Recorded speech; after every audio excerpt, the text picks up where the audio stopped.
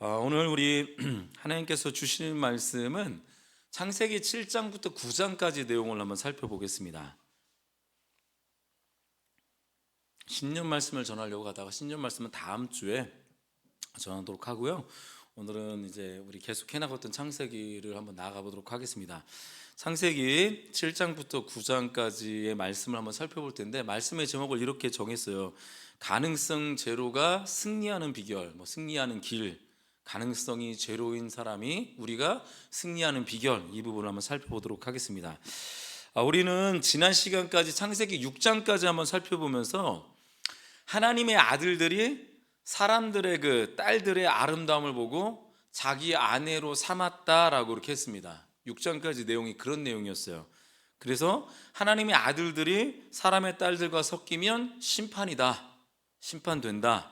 그리고 하나님의 자녀들은 왜냐하면 자신의 그 정체성을 고수하면서 세상을 정복하고 선교해야 되는데, 오히려 그들은 세상 문화에 정복되어서 세속화되면서 창조 계획이 깨질 위험이 딱 생긴 거고요.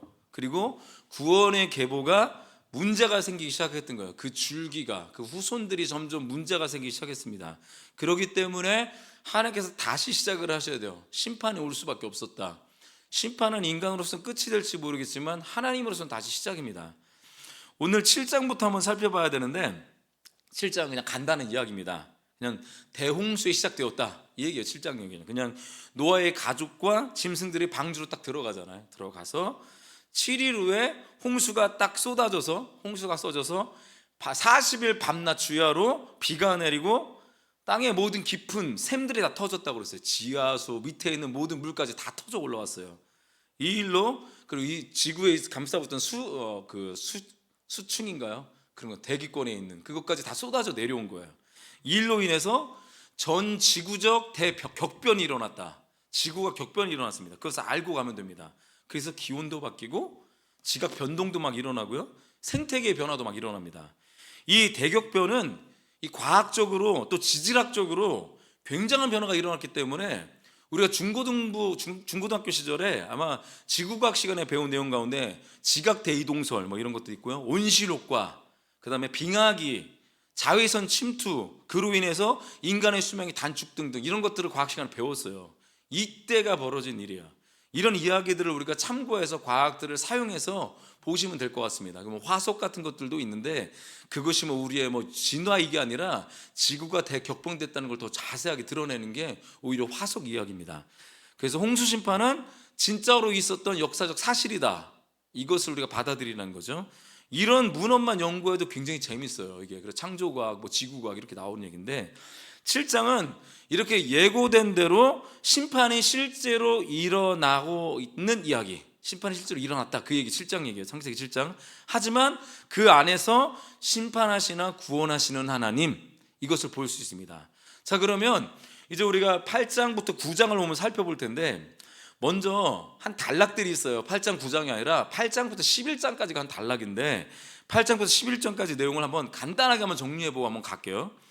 아담으로 시작한 그 초기 인류 역사 있잖아요. 우리 인간의 역사가 아담으로 시작됐잖아요. 근데 그것은 실패로 끝났지만 하나님은 다시 시작하세요. 누구를 통해서? 노아를 통해서 다시 시작합니다. 노아를 다시 시작점으로 해서 그것을 삼으셔서 인류의 그 일반 역사와 그리고 인간의 그 역사들과 하나님의 구원의 역사들을 다시 시작하고 계신 거예요. 뭐든지 그런 거예요. 하나님이 내가 하리라, 내가 하리라, 이것을 성취하신다는 거예요. 하나님 모든 상황에서. 이제 창세기 5장 이후부터는 중요한 두 인물들이 등장했잖아요. 중요한 인물 5장부터는 등장을 합니다. 하나는 하나님의 왕권을 인정하지 않는 가인 계열의 니므롯이라고 써요. 니므롯이라는 거인 족속, 니므롯이 등장을 하고, 또 다른 하나는 하나님을 왕으로 인정하는 믿음의 조상으로 불리는 셋 계열의 중요한 믿음의 조상 아브라함이 등장합니다. 아브라함은 11장 말미부터 이렇게 나오기 시작을 해요. 그리고 상식적으로, 이게 상식인데 성경 상식입니다. 아브라함이 활동했던 그 족장 시대, 그 동시대의 사람이 바로 욥이에요. 욥기가 사실은 욥기가 창세기 할 때 아브라함 시대 같이 읽어줘야 돼요. 아브라함과 욥이 같은 시대 사람입니다. 그때 시대의 문명이 메소포타미아 문명, 수메르 문명이에요. 수메르 문명. 함무라비 법전 그런 거 나오고 야금술, 그다음에 농경문학이 엄청나게 발달을 했어요. 그러니까 이 아브라함이 살던 시대가 굉장히 발달한 시대란 말이죠. 그리고 근데 이 둘이 만난 적도 없고 연관성은 없지만 동시대에 살았던 사람입니다.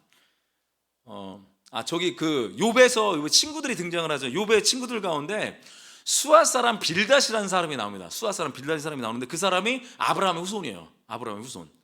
25장 창세기 25장에 보면 아브라함이 사라가 딱 죽고 난 다음에 후처를 맞이하게 되는데 그 여자 이름이 그두라예요. 그두라인데 그 아브라함과 그두라 사이에 태어난 사람이 수아라는 자녀 가운데 하나가 있어요. 수아. 근데 빌닷은 아브라함의 후손인 수아 족속이라는 얘기죠.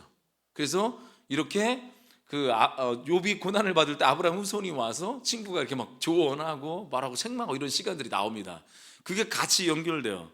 자, 그리고 이제 넘어갈게요. 그리고 이제 가인 계열 뱀의 후손이죠. 뱀의 후손 아까 니무롯이 이제 나라를 세웁니다. 세우는 나라가 바로 세상 나라의 모델인 뭐냐면 바벨론이에요. 바벨론. 니무롯이 세운 나라 바벨론. 그리고 셋 계열 여자의 후손 하나님 나라의 모형인 이스라엘을 형성하기 시작합니다. 이들이 이 두 나라로 딱 갈라지는 거죠. 여자의 후손과 뱀의 후손으로 갈라지고 나라가들이 만들어지기 시작을 합니다. 그래서 인류 일반 역사들이 쭉 있다가 이제는 한 사람의 인물들로 포커싱이 쭉 가요. 그게 창세기 내용이에요. 전체 얘기를 하다가 아브라함 이야기로 확 시작 포커스가 되어버립니다. 왜냐하면 이스라엘이 하나님의 나라를 시작할 거라는 것을 보여주고 있기 때문에 그렇습니다. 여러분, 그래서 이렇게 성경에 보면 족보가 늘 나옵니다. 족보. 우리가 족보가 나올 때 꼭 우리가 이해하고 있어야 되는 것이 있는데 뭐냐면 그것은 성경에서 나오는 족보는 항상 그 다음 이야기를 이어질 것을 예고한다는 거예요. 그 다음 이야기. 이렇게 창조로 시작된 하나님의 인간의 역사는 하나님께서 만들어 놓으신 에덴이라는 곳에서부터 시작되었잖아요. 그렇게 시작되었는데 인간의 범죄로 인해서 인류는 여자의 후손과 뱀의 후손으로 이렇게 두 제국의 모델을 제시하면서 창세기 3장이 딱 끝을 맞았어요. 끝을 맺었습니다. 그래서 뱀의 후손은 니무롯 중심으로 해서 그들을 따른 국민들이 모였습니다. 나라를 이루면 국민이 있어잖아요. 근데 그 영토가 어디입니까? 신할이에요. 신할.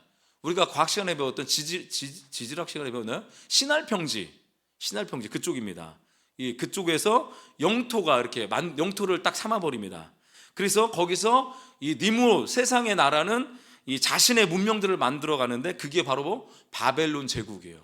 바벨론 제국. 그래서 그런 세상 나라 형성됩니다. 여기서 바벨탑 사건이 나오는 거예요. 여기서 바벨탑 사건.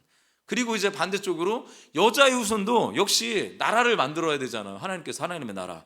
아브라함으로 시작해서 국민과 주권과 영토라는 국가의 3요소를 기반으로 해서 나라가 다 형성이 됩니다. 그러면서 성경은 앞으로 아브라함으로 시작되는 하나님의 나라가 세상 나라들과 어떻게 뒤엉켜가면서 흘러갈지를 예언하고 있어요. 막 뒤엉켜버리거든요. 또 심판이 있고 또 엉켜있고 또 이런 일이 계속 반복됩니다. 이것이 8장에서 11장까지의 내용입니다. 우리가 11장까지 나가게 되면 이렇게 기억해야 될 것은 뭐냐면 가인 계열은 바벨론 제국으로 가고 셋 계열은 이스라엘로 흘러간다. 이걸 딱 기억하고 가면 돼요. 한마디로 니무롯은 바벨론 제국을 만들고 아브라함은 이스라엘을 만들 것이다. 앞으로 아브라함을 통해서 야곱까지 나오잖아요. 이 이스라엘을 만들게 될 것이다. 그리고 니무롯은 여호와를 대적하는 반역자였어요. 힘으로 지배했던 왕이었다.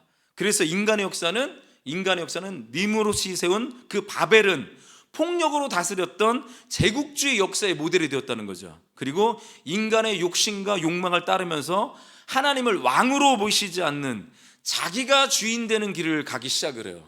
인간의 역사는 주님만이 나의 왕이시면 이런 고백이 아니라는 거죠. 내가 왕이 되는 거죠. 내가 다 결정해요. 내 마음대로 살아가요. 그런데 하나님 없이 살아가는 거죠. 힘으로만 살아가는 거예요. 무력으로 통치하고 무기로 통치하고 폭력으로 통치하는 그런 추구하는 나라가 바로 바벨론, 세상의 나라, 가인 계열의 나라라는 거예요. 여기까지 이해가 되셨죠? 네. 그리고 이 싸움은 지금도 이 땅에서 그 누구도 예외 없이 벌어지고 있습니다.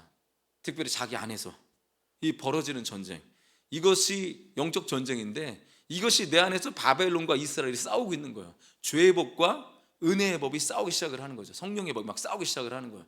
이것이 우리 안에서 일어나는 영적 전쟁이다. 이걸 우리가 잊지 말고 11장까지 내용을 이렇게 정리해 볼게요.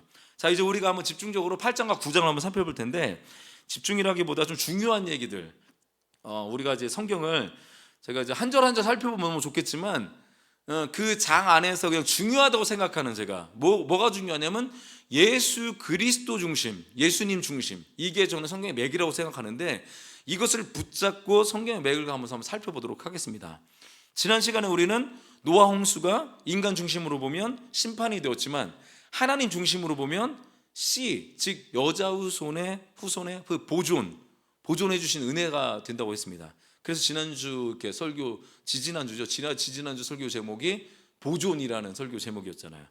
우리 먼저 그러면 8장에서 20절부터 21절을 한번 같이 한번 읽어보겠습니다. 20절부터 우리 21절 말씀 한번 같이 한번 읽어봅시다. 시작.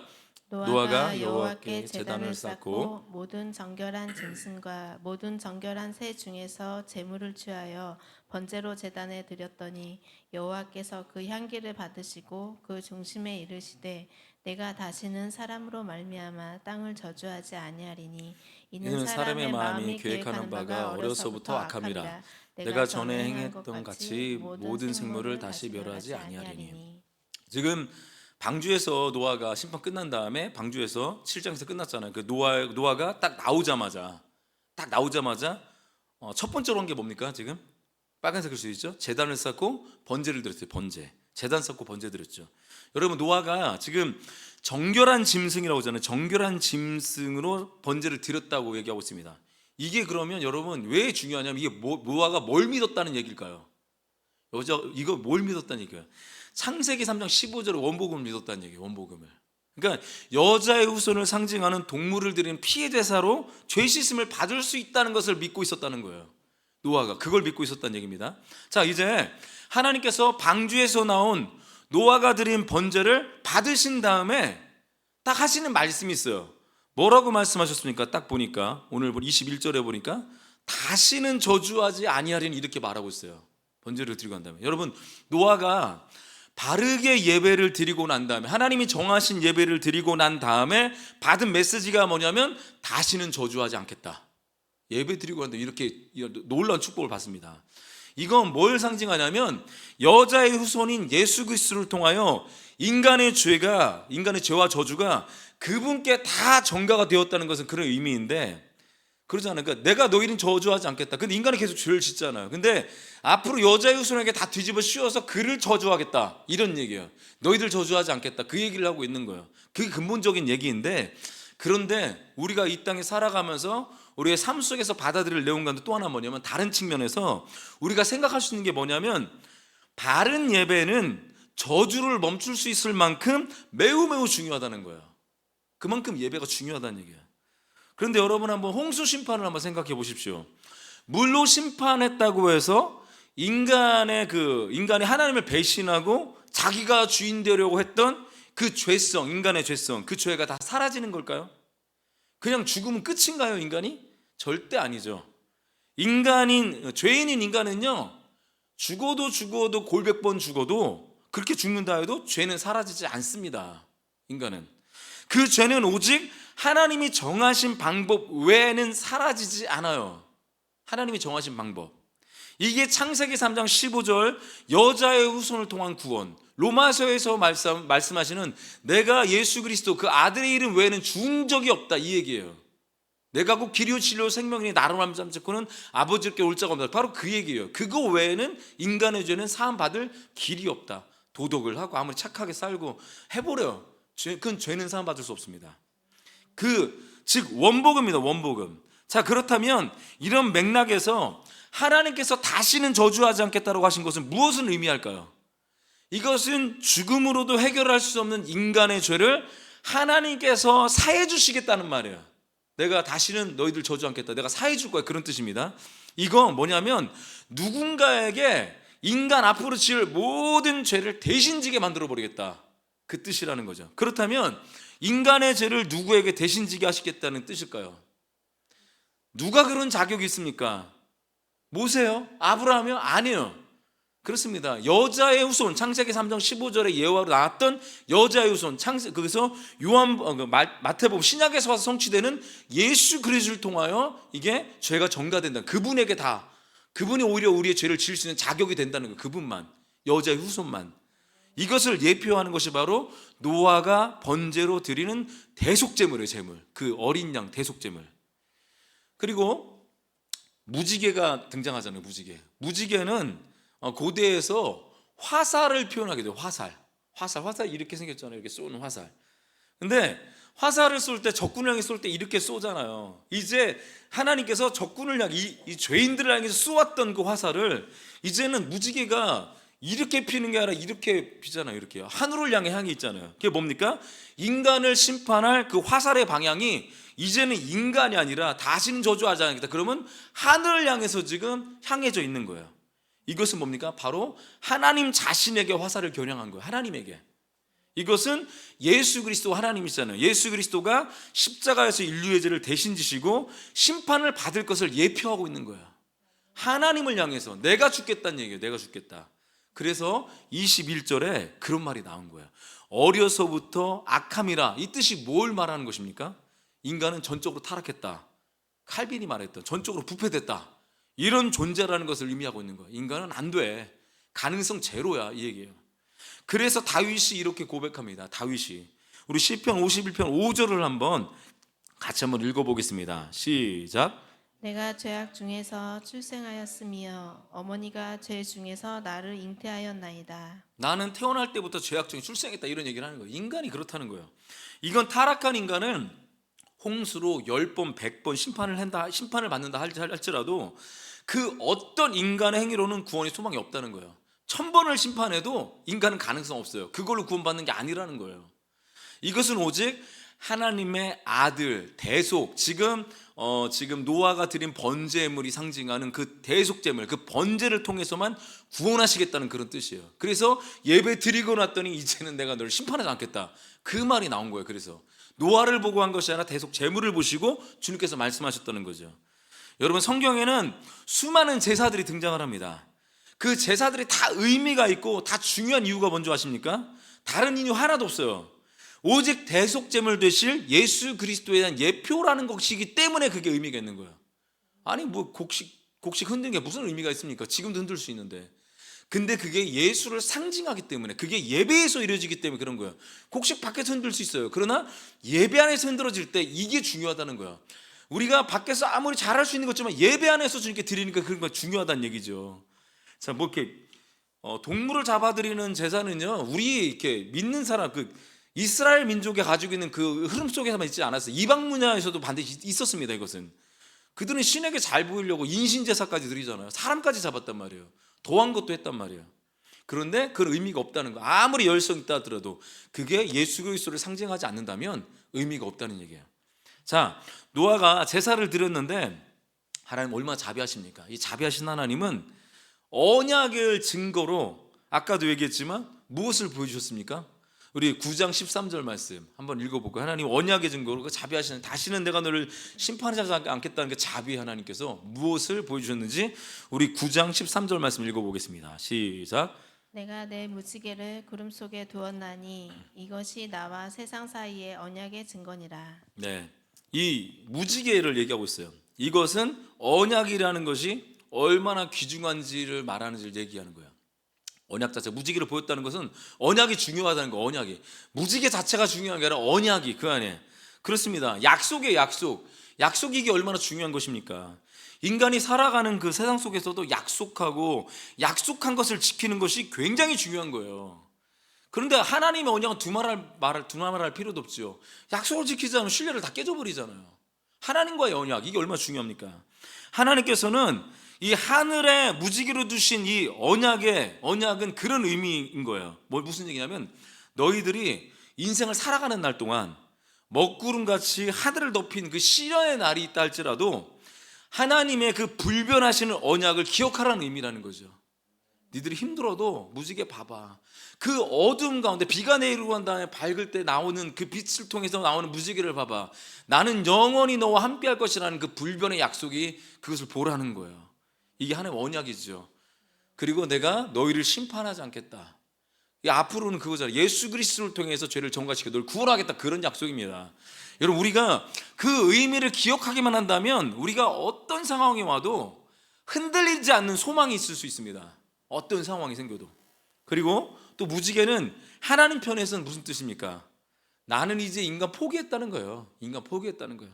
더 이상 이제 기대하지 않겠다는 그런 하나님의 선언입니다. 인간에 대해서는 포기예요, 포기. 너희들의 의지 못 믿겠어. 너희들 마음은 안 돼. 그거를 하나님께 포기하신 장면입니다. 이 말은 즉 무슨 뜻입니까? 내가 너희의 힘과 능력을 믿겠다는 것이 아니라 니네 결단, 니네 각오를 믿겠다는 것이 아니라 하나님 자신이 하시겠다는 선포예요. 내가 하겠다는 얘기, 내가 하겠다는 얘기. 그러면서 성경은 인간이 가능성 없다는 것을 뭐를 통해서 보여주고 있습니까? 이 방주에서 나온 노아의 모습을 성경은 적나라하게 가감없이 다 드러냅니다. 노아의 모습을 다 드러내요. 그럼 노아가 가능성 있을 줄 알았는데, 구원받고도 가능성이 있을 줄 알았는데 노아가 얼마나 또 문제가 심각했는지, 노아의 어떤 모습을 보여주고 있는지 한번 찾아보겠습니다. 9장 20절부터 21절 말씀, 노아의 그 적나라한 모습을 가감없이 보여줍니다. 같이 한번 읽어볼까요? 시작. 노아가 농사를 시작하여 포도나무를 심었더니 포도주를 마시고 취하여 그 장막 안에서 벌거벗은지라. 술 먹고 술주정하다 누워 잤다는 얘기예요. 자빠져 잤다, 이런 얘기입니다. 이것은 뭘 말합니까? 아무리 뛰어난 사람이라 해도, 대단한 사람이라 해도, 당대 의인이라고 해도 인간은 별 수 없다, 이 얘기예요. 인간은 스스로 구원받을 수 없는 존재야, 이 얘기를 하고 있는 거죠. 즉 인간 행위로는 절대 구원받을 수 없음을 아주 냉정하게 보여주는 장면이에요. 아주 냉정하게. 성경이 얼마나 놀랍습니까? 이 모든 것에서 성경에 들어오면 높임 받았던 사람도 하나님 외에는 다 깎아져 버려요. 그 모습들이 다 드러난다고요. 그래서 성경은 하나님 쓰신 책이에요. 그런데 지금 노아의 이 벌거벗은 모습을 보면서 여러분 혹시 생각나는 사람 없습니까? 이 모습은 마치 누구를 연상케 합니까? 창세기 3장 10절에 나오는 아담을 떠오르게 만들어요. 그러니까 아담이냐 또 하나, 그래서 이게 별 수 없다는 거예요. 이게 다. 우리 창세기 3장 10절 말씀 한번 같이 읽어볼까요? 아담이 한 말이에요. 시작. 이르되 내가 동산에서 하나님의 소리를 듣고 내가 벗었으므로 두려워하여 숨었나이다. 아담과 똑같다는 얘기예요. 지금 죄 짓고 나면 다 벌거벗는 것 같아요. 죄 짓고 나면 다 벗는 거예요. 저는 하나님께서는 다 드러내시는 것 같아요. 저는 구약 성경에서 가장 수고한 사람은 제가 볼 때 노아 같아요. 노아. 구약 성경 가장 수고하지 않았을까? 무슨 제가 볼 땐 모세도 수고하고 다 수고했는데 노아가 제일 수고한 것 같아요. 왜냐하면 방주를 짓는 데만 무려 120년 정도 걸렸어요. 120년 동안. 그리고 주변에서 너 미쳤다, 너 잘못하고 있다, 아무도 인정해 주지 않았어요. 노아는 아무리 하나님의 계획과 심판과 그리고 자기 주신 비전을 막 말해줘도 주변 사람은 뭐라고 얘기하십니까? 웃기지 마라, 이렇게 말했다는 거죠. 그리고 함께 했던 친구들은 노아들 다 떠났어요. 친구들 다 떠났습니다. 그저 가족만 남았습니다. 여러분, 이 외로움과 수고, 그리고 수많은 오해와 그 뒷담화들, 그 수근거림들, 이걸 120년 동안 감수하고 있었다는 거예요. 120년 동안. 1년이 아니야, 120년이야. 하루도 아니야, 120년이라고요. 사실 노아는 누린 것도 별로 없습니다. 이런 노아라 할지라도 성경은 아주 정확하게 말합니다. 우리 볼 때 얼마나 많이 수고를 했습니까? 뭡니까? 자기 행위로는 하나님 앞에서는 그저 벌거벗은 자야, 이 얘기하고 있는 거예요. 이 얘기. 저는 이것이 이제 인간의 힘으로 구원될 수 없다는 자력 구원의 불가능성을 보여주는 아주 중요한 대목이에요. 인간은 안 된다는 얘기예요. 이순신 장군, 세종대 안 된다는 거예요. 안 된다는 거예요. 자, 그런데 이런 노아의 그 벌거벗은 몸을 누가 덮어줍니까? 우리 9장 23절 보니까 등장을 하는 사람, 벌거벗은 노아를 이렇게 덮어주는, 같이 한번 읽어보겠습니다. 시작.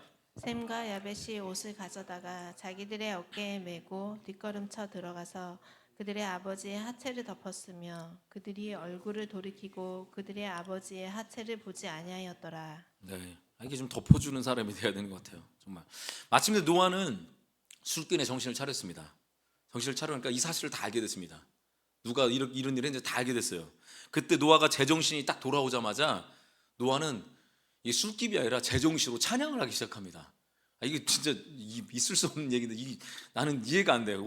이걸 보고 난 다음에 다 알고 난 다음에 하나님을 막 찬양을 해. 술 먹고 지가 벗고 누가 덮어줬더니 일어나자마자 눈 뜨자마자 이걸 보고 알고 난 다음에 막 찬양을 부르는 거야. 9장 26절을 한번 볼까요? 26절 같이 한번 읽어보겠습니다. 시작. 또 이르되 셈의 하나님 여호와를 찬송하리로다. 가나안은 셈의 종이 되고. 지금 노아가 누구를 찬송하고 있습니까? 셈의 하나님 여호와, 셈의 하나님 여호와를 찬송합니다. 여러분, 노아의 그 수치스러움과 수치스러움을 셈만 덮어줬나요? 야벳도 같이 있었잖아요. 야벳도 함께 덮어줬어요. 그런데 왜 노아는 셈의 하나님 여호와만 찬양하고 있을까? 이런 질문 안 생기세요? 왜 야벳은 얘기하지 않아요? 이거 정확하게 우리가 얘기하면 편애 아닙니까? 편애? 우리가 생각하면 셈과 야벳의 하나님 여호와를 찬양하리로다라고 하는 게 맞아요. 우리는 이게 맞는 거잖아요. 그런데 성경은 셈의 하나님 여호와만이라고 이렇게 말하고 있어요. 왜 이렇게 기록되어 있을까? 우리가 성경을 읽을 때 생기는 수많은 의문점들이 있습니다. 그런데 그 해답을 무조건 예수 그리스도로만 해야지만 풀려요. 이게 안 풀리는 의문들이, 이런 질문들이 예수 그리스도의 키를 가지고 오는 게 풀려버린다고요. 다른 건 하나도 안 풀려요. 왜요? 예수 그리스도의 키를 주면 그걸 풀릴 수 있어요. 우리는 그것은 우리의 그 벌거벗은 수치를 가려주실 그 그리스도가 노아의 그 세 아들 중에 셈의 줄기에서 태어날 것을 계시하고 있는 거야. 우리를 덮어주겠다는 얘기예요. 의인으로. 우리 9장 21절부터 25절을 같이 포함한다는 말씀입니다. 같이 한번 읽어보겠습니다. 다시 한번 9장 21절부터 25절까지 말씀 시작. 포도주를 마시고 취하여 그 장막 안에서 벌거벗은지라. 가나안의 아버지 함이 그의 아버지의 하체를 보고 밖으로 나가서 그의 두 형제에게 알림해 셈과 야벳이 옷을 가져다가 자기들의 어깨에 메고 뒷걸음쳐 들어가서 그들의 아버지의 하체를 덮었으며 그들이 얼굴을 돌이키고 그들의 아버지의 하체를 보지 아니하였더라. 노아가 술이 깨어 그의 작은 아들이 자기에게 행한 일을 알고 이에 이르되 가나안은 저주를 받아 그의 형제의 종들의 종이 되기를 원하노라 하고. 이걸 왜 읽었냐면요, 이 노아의 그 벌거벗은 사건이잖아요. 지금 벌거벗은 사건을 놓고 두 부류로 쫙 갈라집니다. 또 두 부류로 나눠져요. 어떻게 해요? 노아의 그 벌거벗음을 드러낸 자와 덮어준 자, 이렇게 갈라지고 있는 거예요. 지금 갈라지고 있습니다. 여러분, 인류는 늘 결정적인 사건에서, 사람은 그래요, 늘 결정적인 사건에서 여자의 후손과 뱀의 후손으로 쫙 갈라지는 것으로 명심하셔야 돼요. 인간이 살아가면서 선택을 할 때 하나님의 선택과 사람의 선택으로 쫙 갈라지기 시작을 합니다. 이것을 염두에 두고 우리가 잘 염두에 둔 다음에 창세기 3장 11절과 21절을 한번 읽어볼게요. 지금 두 부로 갈라진다는 얘기를 두고 먼저 창세기 3장 11절 말씀을 한번 읽어보겠습니다. 시작. 이르시되 누가 너의 벗었음을 내게 알렸느냐? 내가 네게 먹지 말라 명한 그 나무 열매를 내가 먹었느냐? 네, 21절 읽어보겠습니다. 시작. 여호와 하나님이 아담과 그의 아내를 위하여 가죽옷을 지어 입히시니라. 여러분, 지금 노아의 벌거벗은 사건을 놓고 수치를 드러낸 자와 덮어준 자로 갈라지고 있잖아요. 그런데 우리가 이 드러낸 자와 덮어준 자를 이 창세기 3장 지금 읽은 11절과 21절을 결부시켜서 한번 보세요. 그러면 이들은 각각 누구의 대리자, 꼬봉의 역할을 한 건지 알 수 있는 거예요. 항상 인류는 여자의 후손과 뱀의 후손으로 갈라진다고 했잖아요. 그 배우가 보기 시작한다는 거예요.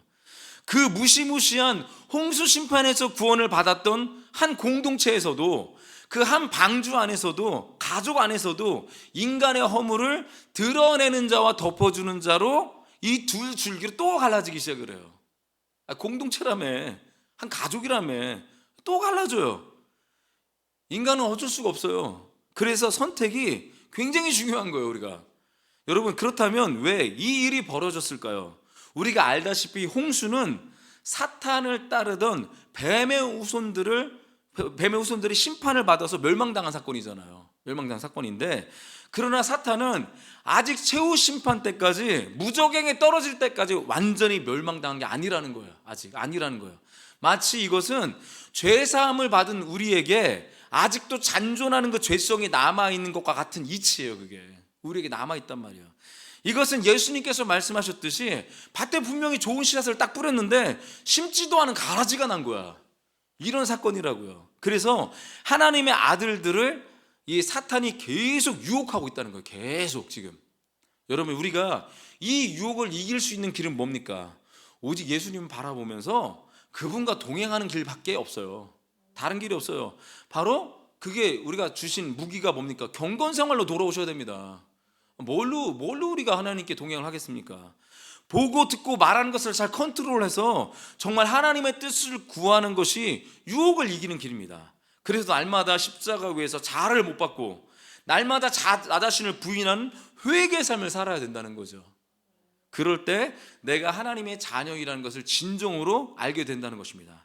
그때 진정으로 임마누엘이 뭔지를 깨닫게 돼요. 그때 이거 없이 임마누엘을 깨달을 수가 없어요. 그래서 날마다 성령으로 충만하여 내 심령을 은혜와 하늘 소망과 비전으로 가득 채우는 거예요. 그래서 그럴 때 우리는 예수님이 말씀하신 십자가의 길, 그 좁은 길을 그때 걸어갈 수가 있는 거예요. 그때 난 됐다, 난 다 됐다, 주님이 하셨다, 그래서 난 회개할 필요 없다, 삶은 안 중요하다, 난 그저 감격하고만 살아야 된다. 여러분, 그런 거짓 복음에 속지 마십시오. 삶이 따라가지 않는 그 가르침은 이단이에요. 이단. 그 세상 사람도 욕한단 말이에요. 정확하게 말하면 구원파라고요. 구원파. 지금 행위 구원 얘기하는 거 아닙니다. 순종을 얘기하는 거예요. 순종. 아니, 어떻게 삶을 강조하지도 않는 것, 삶을 강조하는 것이 어떻게 행위 구원이 됩니까? 삶을 강조하는 게 왜 행위 구원이 돼요? 그게? 그건 천주교에서 하는 얘기지. 아니란 말이에요. 그리고 율법과 율법주의도 구분하지 못하면서 어떻게 삶으로 살아내야 된다는 것을 말하면 다 율법주의로 몰아가냐고. 이런 분들이 너무 많아. 우린 율법을 이야기할 때 율법주의로 매도해서는 안 된단 말이에요. 율법이 모세오경이에요. 그 율법주의입니까? 그게 아니잖아요. 성경을 얘기하는데, 그 바른 말씀을 얘기하는데 왜 자꾸 그걸 바른 말씀 아니라고 얘기합니까?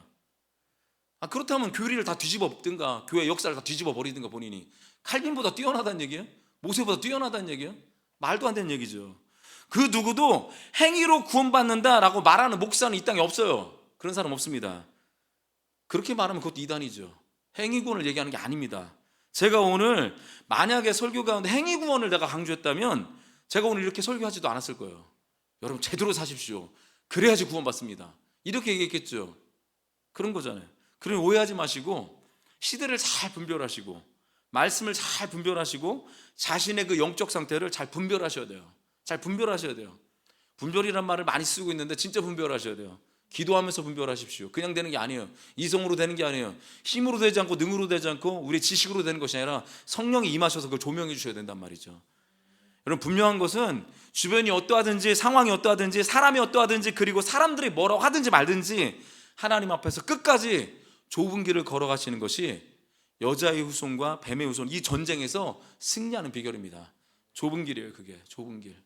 그 좁은 길이지만 우리가 볼 땐 좁은 길 같지만 예수님 바라보면 이 길도 안 보여요. 왜 그러고 있잖아요. 이렇게 줄타기 하는 사람들 보면 그 사람들이 줄 안 봐요. 앞을 바라보고 간다고요. 우린 예수님 쫑쫑쫑 따라다보면 예수님 눈 맞추고 가고 있는데 내 길이 좁은지도 몰라. 그냥 따라가다 보니까 나중에 건너고 보니까 좁은 길이었어.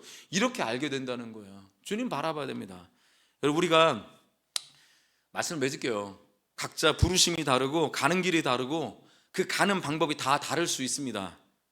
하지만 그렇다 하더라도 주님께서 이 땅에 다시 오시는 그날까지 약속 붙잡고 나 자신을 부인하며 좁은 길을 걸으면서 아무도 알아주지 않아도 비록 혼자 걷는 길이라도 그냥 혼자 찬양한다 할지라도 오직 성령의 능력으로 승리의 계가를 부르시는 사람의 종이 아니라 하나님의 종 되시기를 주님의 이름으로 축원합니다.